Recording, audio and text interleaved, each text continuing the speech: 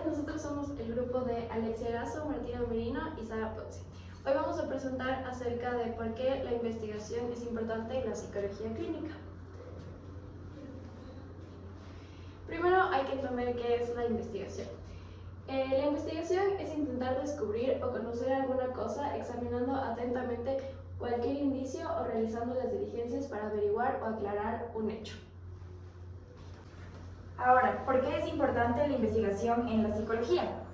La investigación en psicología es fundamental ya que brinda rigor científico a esta disciplina y además nos ayuda a sustentar los hallazgos que tengamos en psicología.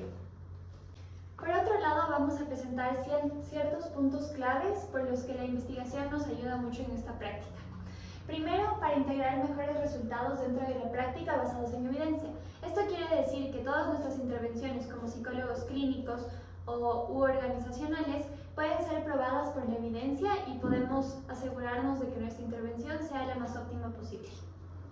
Otro punto muy importante para el que nos ayuda la investigación en la psicología es que nos permite conocer la validez y confiabilidad de las pruebas psicosométricas que se crean, así como también los protocolos de evaluación y los manuales. Esto ayuda mucho ya que permite entender en qué condiciones estas pruebas pueden tener mayor o menor eficacia y que su aplicación pueda llegar a ser lo más beneficiosa posible. También nos permite establecer la existencia de cierto fenómeno y las condiciones en las que ocurre. Entonces, eso nos ayuda a entender, por un lado, los fenómenos de conductas que existen y también entender las condiciones en las que estos se replican o no se replican y poder explicar estos factores o estas condiciones en las que se dan los fenómenos. Como cuarto punto tenemos que la investigación es importante porque ayuda a medir el impacto de la práctica clínica para aportar tanto al avance científico como a la propia práctica profesional. Lo que quiere decir que mientras nosotros estamos haciendo terapia, también podemos estar investigando y así aportamos tanto a nuestra práctica personal para saber si estamos haciendo bien las cosas y seguir en el mismo camino, y también ayuda a la ciencia, ya que podemos generar nuevas técnicas y esto puede aportar como a otros psicólogos. A modo de resumen, vemos que la investigación permite la conformación de nuevos conceptos, además de que genera nuevos conocimientos, instrumentos y técnicas que contribuirán a la formación profesional del psicólogo y a un mejor entendimiento de las personas y sus fenómenos en general. Como segunda parte de nuestra presentación, vamos a exponer ciertos experimentos famosos en psicología que no se podrían haber dado si no fuese por la investigación. En primer lugar está el experimento de Solomon Asch, que fue conducido en 1951. En este experimento, el psicólogo Asch tenía ciertos cómplices dentro de un grupo de personas y había una persona que no sabía qué era lo que estaba ocurriendo. Básicamente, lo que se hacía era entregar al grupo de personas dos cartas como las que se ve en la pantalla. La primera carta tenía una única línea y la segunda carta tenía tres líneas de diferentes tamaños y longitudes que se denominaban A, B y C. Lo que tenía que hacer la persona que no sabía lo que estaba ocurriendo dentro del experimento y pensaba que solo hacía un ejercicio simple era identificar cuál de estas tres líneas A, B o C tenía la misma longitud que la línea de la otra carta que estaba sola.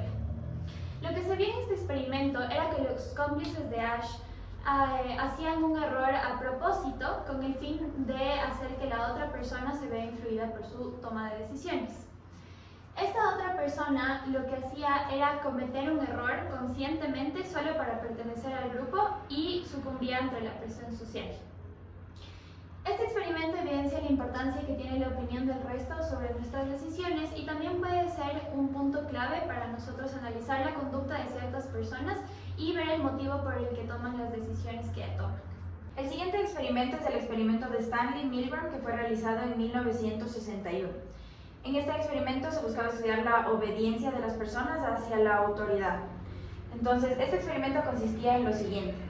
Se pidió a 40 sujetos voluntarios, todos hombres, que asistieran para un experimento que era supuestamente sobre aprendizaje y memoria, en el cual se les daba la instrucción de que ellos debían ir presionando progresivamente unos interruptores que generaban descargas, que eran como un generador de descargas falso, a otro sujeto que estaba en otra sala, que también era un cómplice del experimento.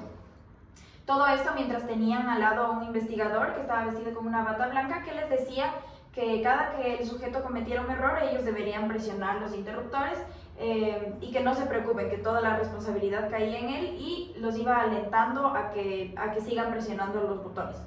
Entonces, progresivamente, mientras el sujeto iba subiendo las descargas, que iban desde los 15 hasta los 450 voltios, supuestamente, notamos que algunos de ellos empezaron a sentirse mal y decían no querer continuar. Sin embargo, durante este proceso en el que el sujeto iba presionando los interruptores, se ponían audios que eran pregrabados en el que el sujeto que estaba supuestamente recibiendo las descargas gritaba, se quejaba, decía que tenía mucho dolor e incluso problemas cardíacos. Entonces lo que se intentaba ver era si el sujeto iba a continuar emitiendo las descargas a pesar de saber que podía causarle heridas graves a la persona que estaba recibiendo las descargas. Y finalmente, al final de este experimento, lo que se obtuvo fue que todos los 40 participantes continuaron hasta los 300 voltios, y de estos 40 participantes, 25 llegaron al nivel máximo, que eran 450 voltios. Entonces, las conclusiones a las que se llega con este experimento es que las personas tenemos una tendencia casi innata a hacer lo que se nos dice, básicamente, y mucho más cuando la obediencia se trata de una persona o una figura que tiene autoridad.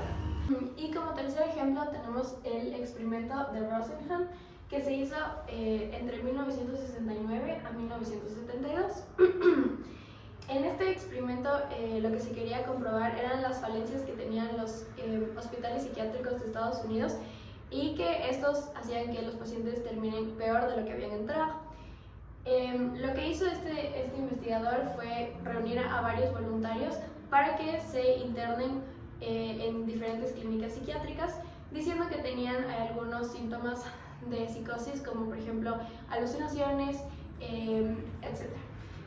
Estos era completamente falso. Sin embargo, todos y cada uno de los voluntarios logró entrar a las clínicas sin necesidad de que le hayan hecho pruebas, etc.